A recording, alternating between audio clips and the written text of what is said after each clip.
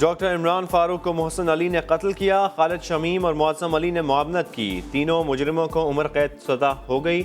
اسلام آباد کی انسداد دہشت گردی کی عدالت نے 10 سال بعد ہائی پروفائل کیس کا فیصلہ سنا دیا۔ کہا گیا قتل کا حکم بانی ایم کیو ایم نے دیا تاکہ آئندہ کوئی پارٹی قیادت کے خلاف آواز نہ اٹھا سکے۔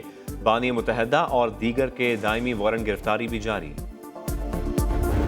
خدا نخواستہ کوئی میڈیکل ایمرجنسی ہے یس، لیکن اگر کسی نے آئس کریم کھانے جانا ہے نو۔ آفیسز بھی وہاں اگر لاک ڈاؤن ایریا میں ہیں وہ بھی بند ہوں گے جی۔ سرکاری ملازمین بھی ہوں گے، وہ کیسے آفس جا سکیں گے یا نہیں جا سکیں؟ اس میں کوئی موومنٹ نہیں ہے جی، اس کے اندر اگر وہ لوگ وہاں آ گئے اس میں کوئی موومنٹ نہیں ہوگی اس 14 دن کے پیریڈ میں۔ اگر آفیسز میں کام کر رہے ہیں انہیں چھٹی لینی پڑے گی 14 دن۔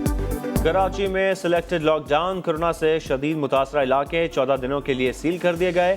43 یونین کونسلز کو ہاٹ سپاٹ قرار دے دیا گیا۔ گروسری اور میڈیکل سٹورز کے علاوہ تمام کاروبار بند رہیں گے۔ اشیاء خورنوش کی خریداری کے لیے گھر سے ایک فرد کو نکلنے کی اجازت ہوگی۔ پبلک ٹرانسپورٹ ڈبل سواری پر بھی پابندی ہوگی۔ ریسٹورنٹ سے ٹیک اوے اور فوڈ ڈیلیوری بند ہوگی۔ کراچی میں الیکٹرانکس مارکیٹ سمیت صدر کی کئی مارکیٹیں آج سے 2 جولائی تک بند کر دیا گیا۔ تاجر رہنما کہتے ہیں لاک ڈاؤن سے تاجروں کی کمر ٹوٹ گئی، حکومت تعاون کرے۔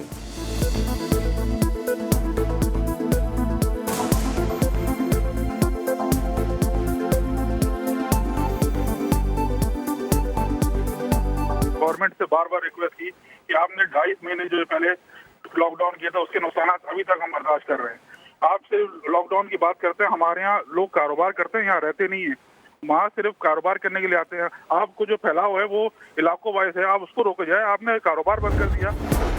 چھٹیوں کی درخواست کے ساتھ رجسٹرڈ لیبارٹری کی رپورٹ لازمی جمع کرانا ہوگی۔ کورونا کی علامات کا بہانہ بنا کر چھٹیاں لینے والے سرکاری ملازمین کے لیے نئے SOPs جاری۔ وفاقی وزارت داخلہ کے مطابق سرکاری ملازمین کو ٹیلی فون پر صرف ایک چھٹی ملے گی۔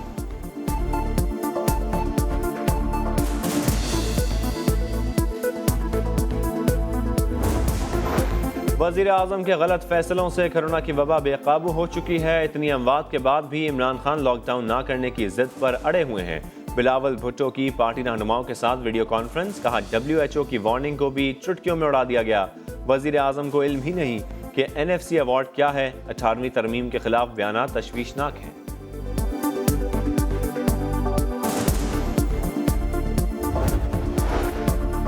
وزیر اعظم عمران خان کا آرمی چیف کے ہمراہ national command and operation centre کا دورہ، کورونا کی صورتحال اور ہیلتھ کیئر سسٹم کی بہتری پر اسد عمر کی بریفنگ۔ وزیر اعظم کے اسپتالوں میں آکسیجن، ادویات اور بیڈز کی فراہمی یقینی بنانے کی ہدایت۔ کہا کورونا کے خلاف صوبوں سے تعاون جاری رکھیں گے۔ اسد عمر کہتے ہیں اگلے چند ہفتے انتہائی اہم ہیں، ضروری ہے کہ سیاست الگ رہے اور سب متحد ہوں۔ NCOC میں سب فیصلے مشاورت سے ہوتے ہیں۔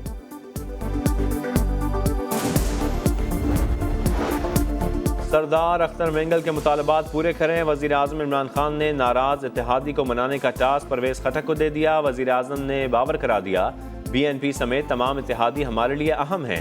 چیئرمین سینٹ کی BNP سربراہ کو مصالحت کی پیشکش، لیکن اختر مینگل نے فوری طور پر یقین دہانی سے معذرت کر لی۔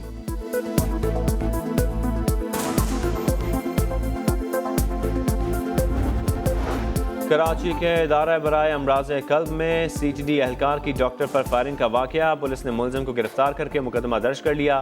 CTD انچارج راجہ عمر خطاب کا کہنا ہے اہلکار کامران کا ذہنی توازن ٹھیک نہیں لگتا۔ پاکستان میڈیکل ایسوسی ایشن کی واقعے کی مذمت، مکمل سیکیورٹی فراہم کرنے کا مطالبہ۔ ڈیرہ غازی خان میں شام 7 بجے کے بعد دکانیں کھلی رکھنے پر ڈولفن فورس اور صدر بازار کے تاجروں میں جھگڑا، گرفتاری کی کوشش میں تاجروں کی بڑی تعداد جمع ہو گئی، ساتھیوں کو زبردستی چھڑا لیا۔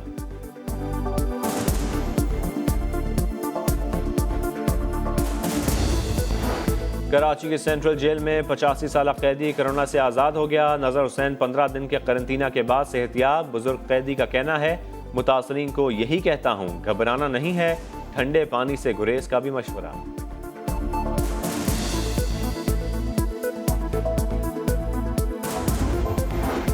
ADB نے ایشین ڈیولپمنٹ آؤٹ لک سپلیمنٹری رپورٹ جاری کر دی۔ آئندہ سال پاکستان کی معاشی ترقی کی شرح 2% رہنے کا امکان۔ معاشی ترقی بھوٹان سے بہتر لیکن خطے کے دیگر ممالک سے کم رہے گی۔ پاکستان میں مہنگائی کی شرح 8%، بھارت میں 4% اور بنگلہ دیش میں 5.5% رہے گی۔